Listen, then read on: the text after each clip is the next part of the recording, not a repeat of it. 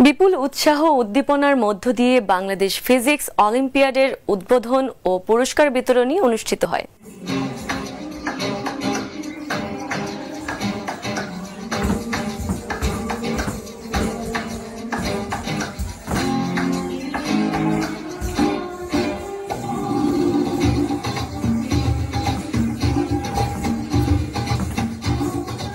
৭ ফেব্রুয়ারি শুক্রবার সকালে legend international স্কুলে অনুষ্ঠিত হল ১৫তম বাংলাদেশ ফিজিক্স অলিম্পিয়াডের ঢাকা দক্ষিণ আঞ্চলিক পর্ব। বিপুল সংখ্যক প্রতিযোগীর উপস্থিতিতে স্কুলের সামনে বেলুন উড়িয়ে অলিম্পিয়াডের উদ্বোধন করেন অতিথিরা। এতে প্রধান অতিথি ছিলেন প্রধান উপদেষ্টার কার্যালয়ের জ্যেষ্ঠ সচিব KMH নজরুল ইসলাম।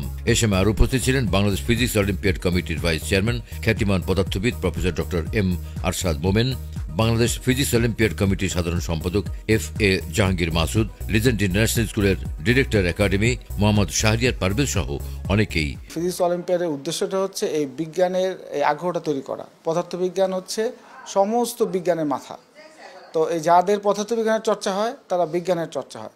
সমস্যার সমাধান করার যে প্রতিযোগিতা, সেটা সবাইকে যে জিততে হবে এমন কোনো কথা না। অনেক সময় আপনি ডায়াগনস্টিক সার্ভিসও মনে করতে পারেন, যে সে দেখবে যে তার কোথায় কোথায় কোন জায়গাটাতে তার শর্টেজ রয়ে গেছে, সেই জিনিসটা সে অ্যাড্রেস করতে পারবে। তো এই দিক থেকে এই অলিম্পিয়াডগুলো কিন্তু বেশ ইম্পর্ট্যান্ট একটা রোল প্লে করে আমাদের জাতির ভবিষ্যতের দিকে কি দিক নির্দেশনা নিতে হবে শিক্ষা পর্যায়ে, সেটা আমরা এখান থেকে পেতে পারি। 2 দিনব্যাপী প্রতিযোগিতা শেষে 8 তারিখ শনিবার 15তম বাংলাদেশ ফিজিক্স অলিম্পিয়াডের ঢাকা দক্ষিণ আঞ্চলিক পর্বের বিজয়ীদের হাতে তুলে দেওয়া হয় পুরস্কার ও ক্রেস্ট। সবশেষে হয় সাংস্কৃতিক অনুষ্ঠান।